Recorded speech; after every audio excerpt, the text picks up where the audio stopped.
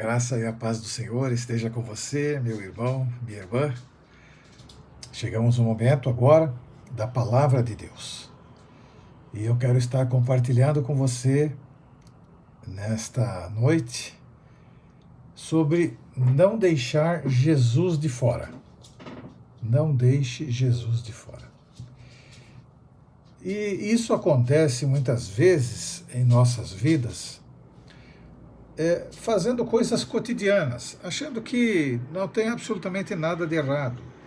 O grande problema da humanidade é acreditar que pode viver sem Jesus.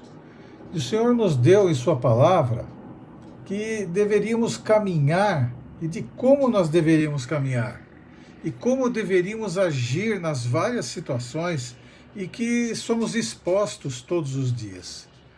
Em uma comunidade como a nossa,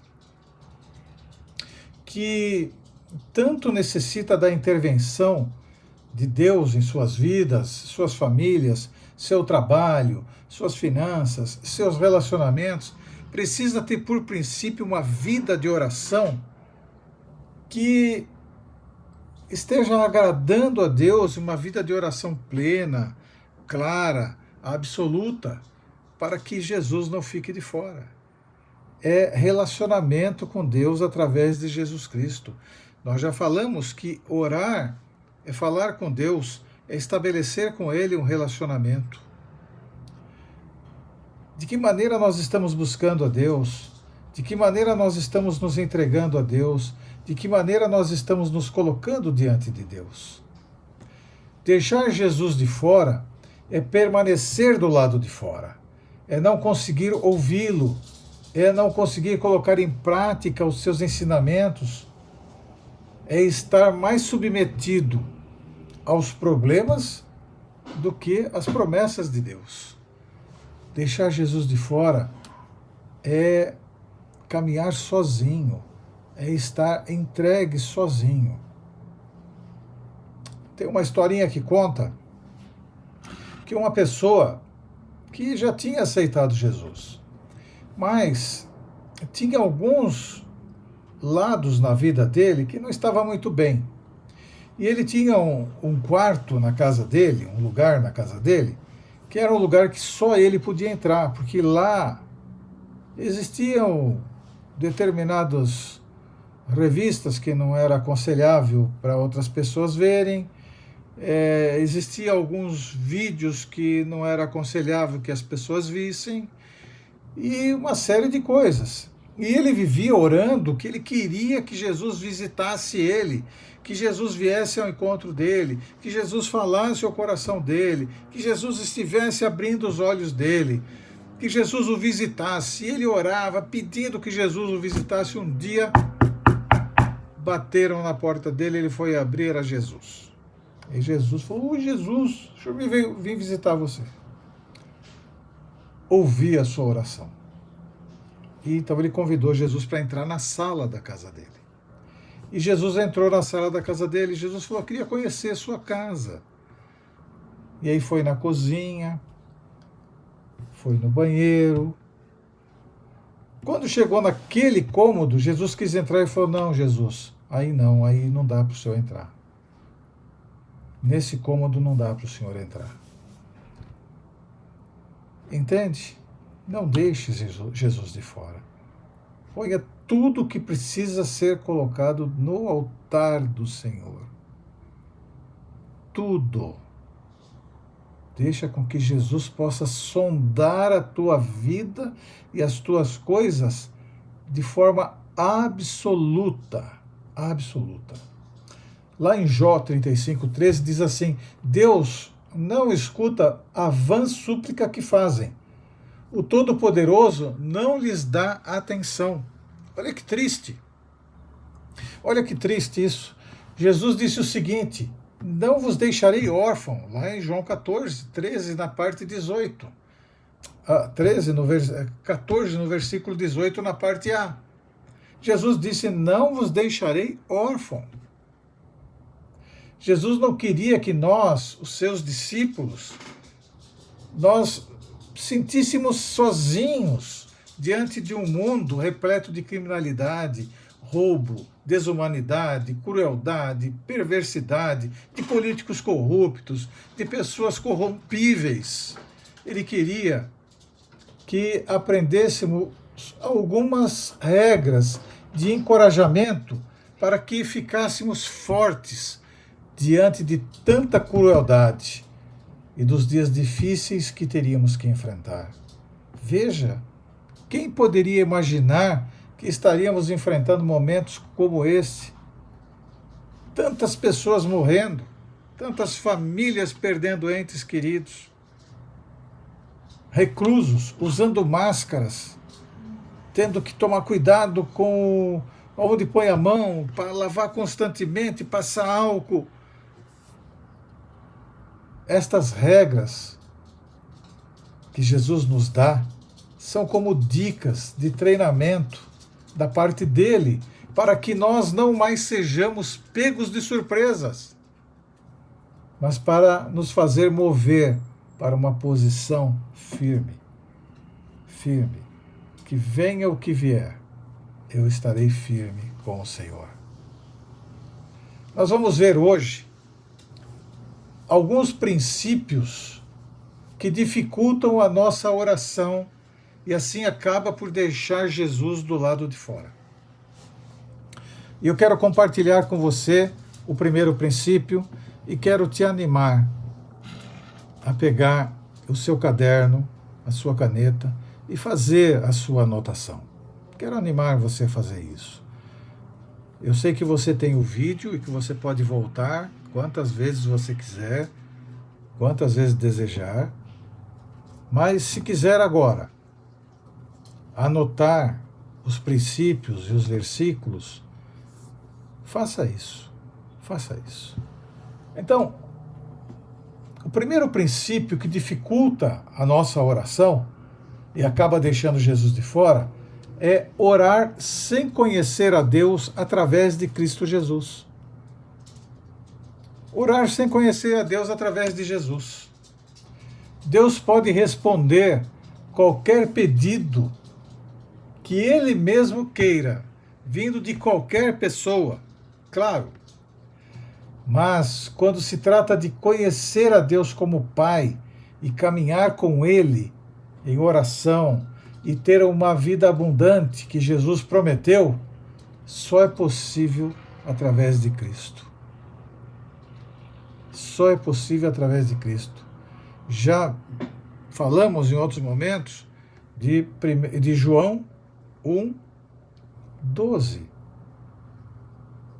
Anteriormente, nos anteriores, Jesus diz assim, a palavra diz assim, Jesus veio para os seus não o receberam, mas todos quanto o receberam, deu-lhes o poder de serem feitos filhos de Deus, a saber, todo aquele que creu no nome do unigênito do Senhor.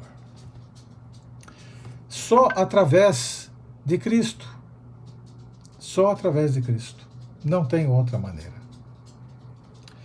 Jesus disse, lá em João 14:6, eu sou o caminho, a verdade e a vida, ninguém vem ao Pai a não ser por mim.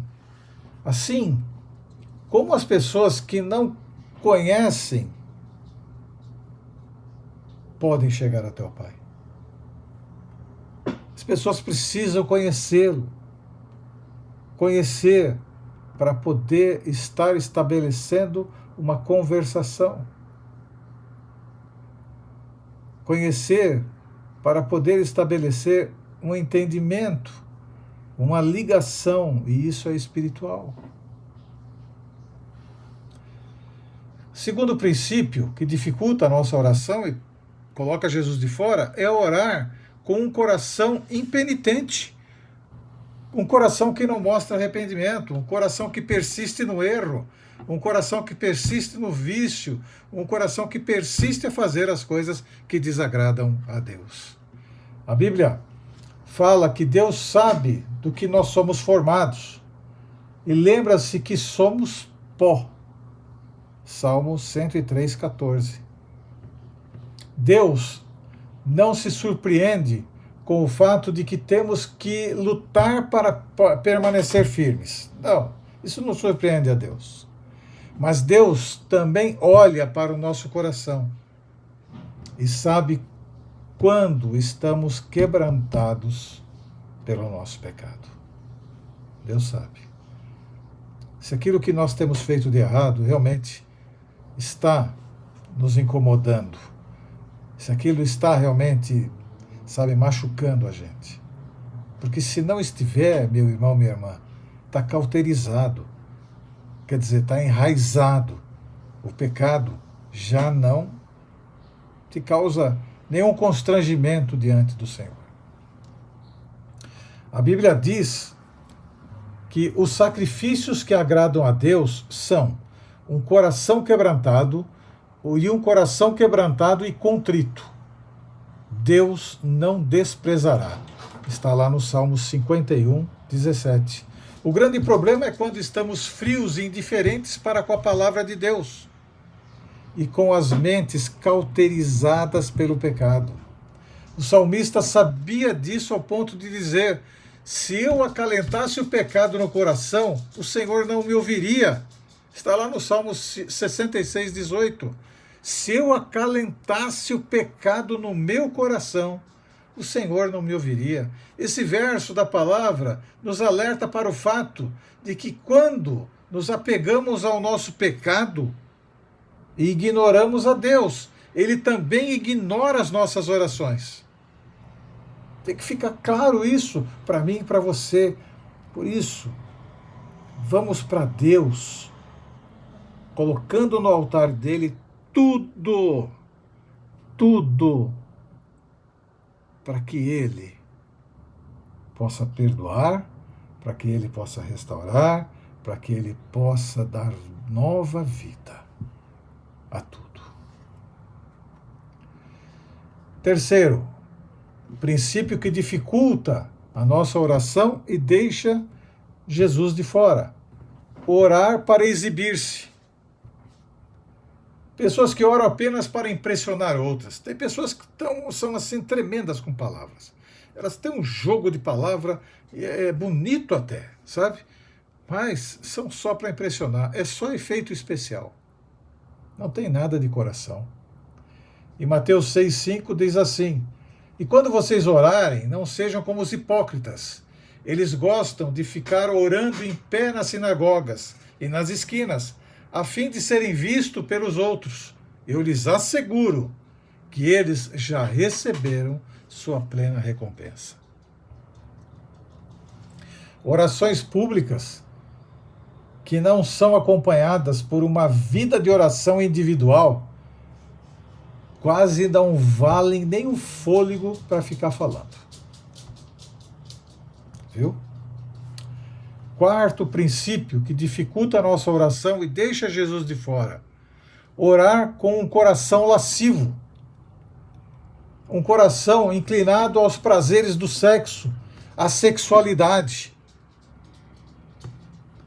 Alguns nunca superaram a tendência de pedir a Deus as coisas que querem, só porque pensam que estas coisas serão a sua fonte de felicidade. Coisas. E a palavra de Deus traz luz para nós lá em Tiago 4, de 1 a 6, quando diz: de onde vêm as guerras e contendas que há entre vocês? Não vêm das paixões que guerreiam dentro de vocês?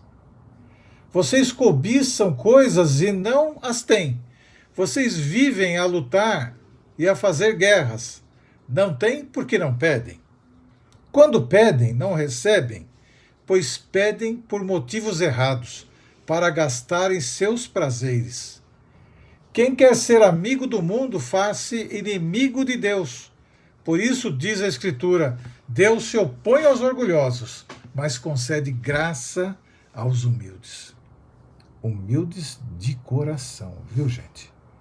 Humildes de coração. Se a luxúria, a avareza, a amargura ou o orgulho são motivações para pedir alguma coisa a Deus, Deus não a ouvirá, então não responderá positivamente esse tipo de oração. Todo pai sábio que tem um filho rebelde sabe cuidar. Deus sabe o que nos dar para o nosso próprio bem e o que deve nos dar para o nosso próprio bem. Você deve pedir, sim, com o coração totalmente devotado ao Senhor. Totalmente devotado ao Senhor. Deleite-se no Senhor, e Ele atenderá o desejo do seu coração. Salmo 37, 4. Tenha alegria no Senhor, tenha prazer no Senhor. Se dedique ao Senhor, se entregue mesmo de coração, precisando e querendo muito mais dele do que você já teve na sua vida. E se prepara, porque Ele concede o desejo do teu coração. Porque aquele que agrada ao Senhor não fica sem o cumprimento da promessa do Senhor. Porque tudo que o Senhor nos dá como direção e ordem é porque Ele quer nos abençoar no momento seguinte. Tudo que Ele nos dá como ordem, faça. Nós devemos fazer. A bênção virá. Porque sempre que o Senhor coloca uma ordem, Ele coloca uma bênção para aquele que atende. Sempre, meu irmão, minha irmã, prestemos bem atenção nisso. Quinto princípio que dificulta a nossa oração e deixa Jesus de fora. Orar enquanto maltrata o seu cônjuge. Atenção, homens e mulheres, casais, atenção com isso. Quando não estamos tratando com amor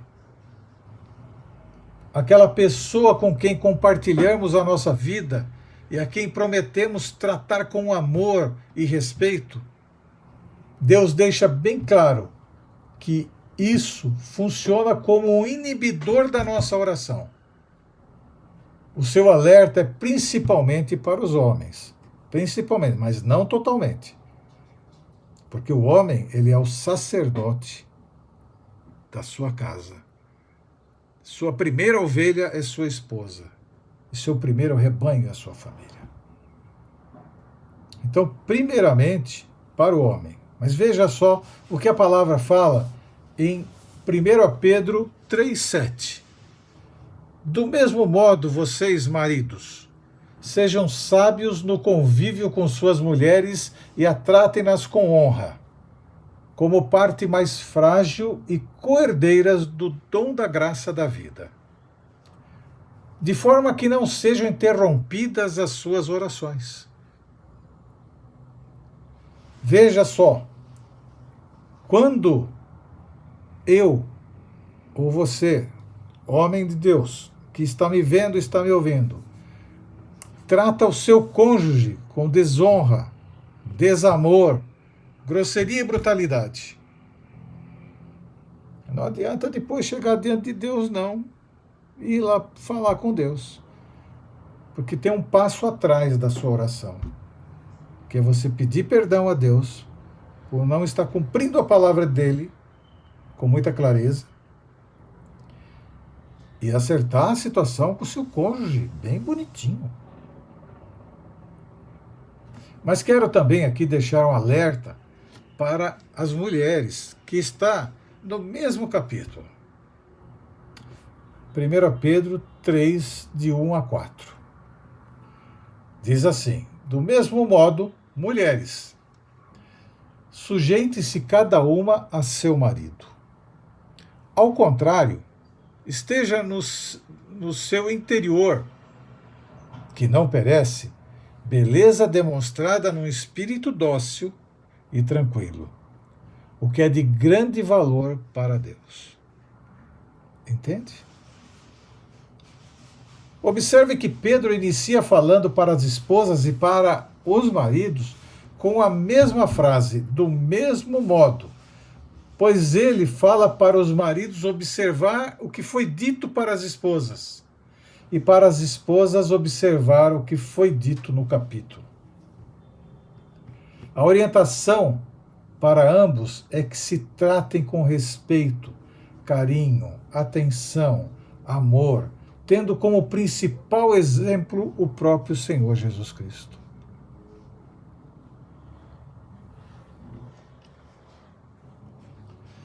Se não for assim, a vossa oração não será ouvida e muito menos respondida. Pois como podemos estar em paz com Deus se estamos semeando discórdia em casa? Como? Que possibilidade existe? Desrespeitar nosso cônjuge é um obstáculo para a oração e mantém Cristo do lado de fora. Sexto princípio que dificulta a nossa oração e deixa Jesus do lado de fora: orar com mágoa de alguém no coração. É pecado ao receber o perdão de Deus e depois se recusar a perdoar as pessoas. Veja, eu e você fomos perdoados por Deus. Quando aceitamos Jesus, Jesus zerou a nossa conta. Zerou. Está zerado. É daqui para frente é uma nova vida. Daqui para frente tudo se fez novo, as coisas velhas passaram. Então ele zerou a nossa conta. Como que nós não perdoamos as pessoas? Como que pode? Carregar uma amargura por alguém no coração? Não é possível. Não é possível. Lá em Marcos 11, 25 e 26, Jesus diz assim: e quando estiverem orando, se tiverem alguma coisa contra alguém, perdoem-no, para que também o Pai Celestial lhes perdoe os seus pecados. Mas se vocês não perdoarem, também o Pai que está nos céus não perdoará os seus pecados. Isto é no dia a dia. Está falando para o dia a dia. Está falando para aqueles que sabem quem é Deus, sabem quem é Jesus, sabem o que Deus fez através de Jesus, sabem que o Senhor entregou o seu Filho para morrer no meu e no seu lugar. Está falando para esse pessoal, para esse povo. E aí ele fala: se não perdoarem, também o Pai não vai perdoar. E aí? Você vai ficar vivendo neste mundo sem poder ouvir a Deus e ser ouvido por Deus?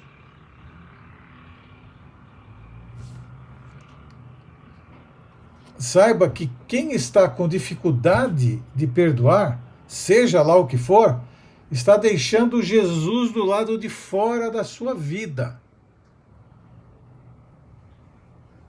É isso. E com isso vai trazer para si muitos problemas. Porque, meu irmão, minha irmã, eu posso ficar sem ouvir, seja lá quem for, mas sem ouvir a Deus, eu não consigo um segundo. Outra coisa é que quem tem dificuldade em perdoar está demonstrando que não entendeu de fato o perdão que recebeu de Deus. Porque quando eu entendo o perdão divino,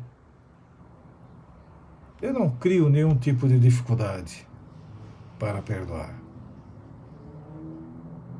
O perdão restaura a comunhão, a condição de conversar, de ouvir e ser ouvido, de se manter um relacionamento bom e prazeroso. O perdão faz isso. Quando você peca contra Deus, você não é mais ouvido pelo Senhor e também não pode mais ouvir o Senhor. Não tem mais conversa entre vocês. Por quê? Perdeu a comunhão. Quando você pede perdão a Deus, a comunhão é restaurada imediatamente. Imediatamente. Porque Ele sabe o que se passa no seu coração.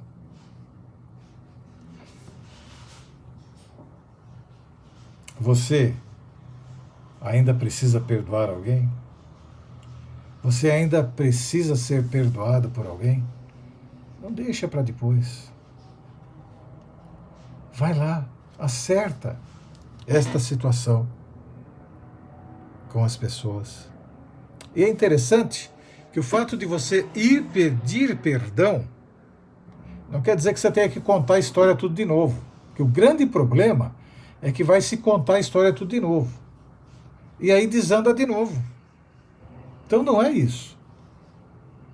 Porque você vai contar para a pessoa, eu estou aqui para pedir perdão, mas também você, no seu... desandou tudo de novo. Não. Eu vim aqui para pedir perdão. Você me perdoa? Perdoa. Obrigado. Deus te abençoe. Não perdoo. Obrigado. Deus te abençoe. Você fez o que tinha que ser feito. Amém? Porque mais importa agradar a Deus do que agradar as pessoas. Esses princípios que nós acabamos de compartilhar são alguns princípios que deixam Jesus de fora da nossa vida. Jesus entrou no nosso coração, mas ele não pode sondar tudo que está nessa casa. E isso é muito ruim. Porque é importante que Jesus possa sondar tudo, e aí o que ele encontrar de errado, ele vai mostrar, olha, isso aqui está errado. Olha, isso aqui está errado. Que bom, porque ele vai fazer a limpeza.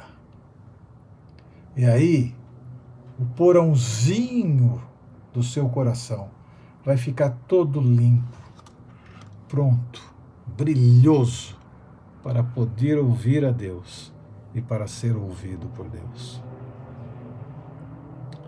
Que Deus tenha te abençoado através desta rápida mensagem. Que tenha falado ao seu coração, que você tenha entendido, porque meu objetivo, irmão e irmã, é ser bênção na tua vida, na vida da sua família, e poder te ajudar a ter uma vida espiritual mais bonita diante de Deus. Não tenho qualquer outro objetivo. Que Deus te abençoe. Eu quero orar com você agora. Baixe sua cabeça aí onde você está e ore comigo. Senhor, nosso Deus e nosso Pai, na sua presença nós estamos agradecidos ao Senhor. Muito obrigado por tua palavra, Senhor. Obrigado porque o Senhor fala conosco através da tua palavra.